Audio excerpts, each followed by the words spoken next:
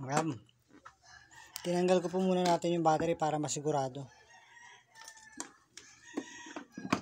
Paanda rin natin. Send po. Hindi pa minay. Ayan, palyado siya. Kasi tanggal yung battery. Dapat normal yan. Hindi siya palyado. Palyado siya. Ngayon, papalitan natin yan. Tinanggal ko na yung mga tape. Ngayon na siya mag-charge. Pag walang battery, palyado. Pero pag may battery siya, okay yan. Pag dinikit sa battery. Ngayon na siya mag-charge. Dapat yan, kahit walang battery, malakas. Hindi siya palyado.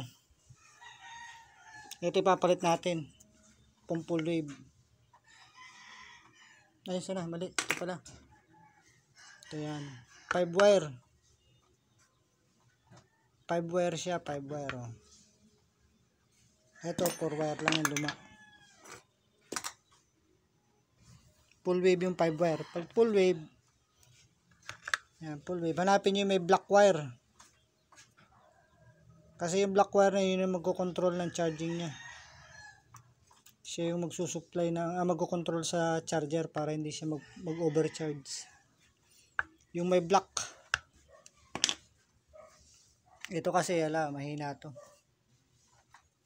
Palitan natin. Yan siya. Ito. Galing to yung orange na yan. Galing sa stator yan. Yan yung charging niya. Naka full wave na siya. Kaya kahit baligtaran yan, walang problema yan. Pelitan ko na. Hindi ko muna to kinabit kasi start pa lang. Mamaya na. Itong block na to. Yung block na yan. Dito natin kakabit yan sa block na to mamaya. Dito sa accessories wire ng dumaan na sa susi yan. Accessories wire sa relay na. Yan, testingin lang muna natin. Ito, yan. Yan pink yellow na yan, charging yan. Sa charging. Itong input ng rectifier. Itong red, yan yung output niyan, red. Punta ng battery yan. Ganun lang yan.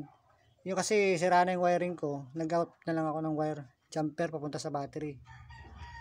Ito papunta rin to sa susi. Tapos yung green, ground dyan, green.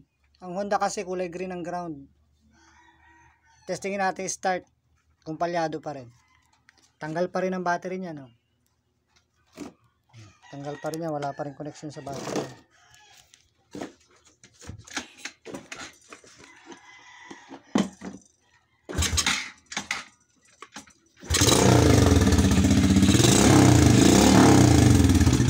Diba? Okay na, wala nang palya.